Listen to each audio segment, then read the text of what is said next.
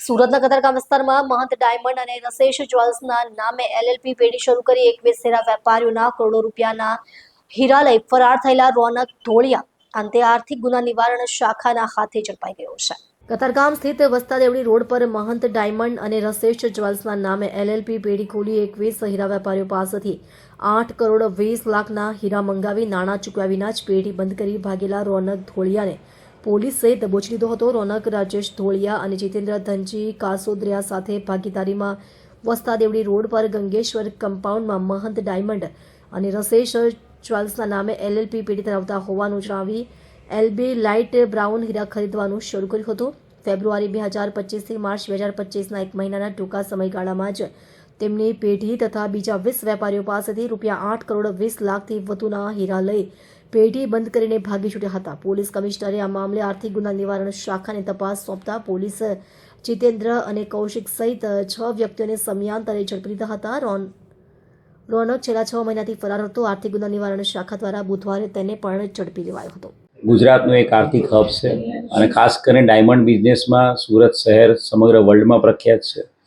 સુરત શહેરના અલગ અલગ 20થી વધુ હીરાના વેપારીઓ સાથે ચીટિંગ કરીને ભાગી ગયેલા આરોપીઓ બાબતે તપાસ ચાલુ હતી. બનાવની હકીકત એવી છે કે મહંત ડાયમંડ એલએલપી અને રસેશ જ્વેલ્સ એલએલપી જે ઇન્ટરકનેક્ટેડ બે કંપનીઓ છે, બંને ભાગીદારો છે, કોમન ભાગીદારો છે બંને કંપનીના.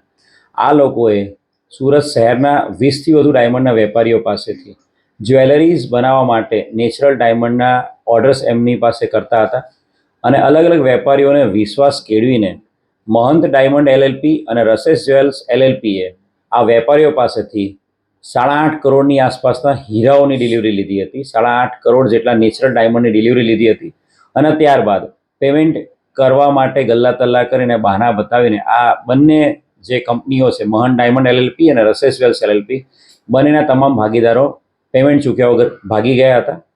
બનાવની હકીકત ધ્યાને રાખીને પોલીસ કમિશનર શ્રી ગેહલોત સાહેબ અને joint commissioner crime branch Raghavendra વત્સના માર્ગદર્શન હેઠળ તાત્કાલિક મે 2025 12મી મે 2025ના રોજ કલમ 316(5) કલમ 61(3)(5) મુજબ ગુનો દાખલ કરવામાં આવ્યો હતો. આ ગુનામાં અત્યાર સુધી 6 આરોપીની ધરપકડ કરી લેવામાં આવી છે અને મહંત ડાયમંડ એલએલપી અને રસેશ જ્વેલ્સ એલએલપીનો જે મુખ્ય ભાગીદાર રોનક ધોળિયા, આ વ્યક્તિ ઘણા લાંબા સમયથી છેલ્લા 6 મહિનાથી નાસ્તો ફરતો હતો અને સુરત શહેર ખાતે આ આરોપી સંતાયેલો હોવાની હકીકતના આધારે આ આરોપીને ગઈકાલે એની ધરપકડ કરવામાં આવી છે.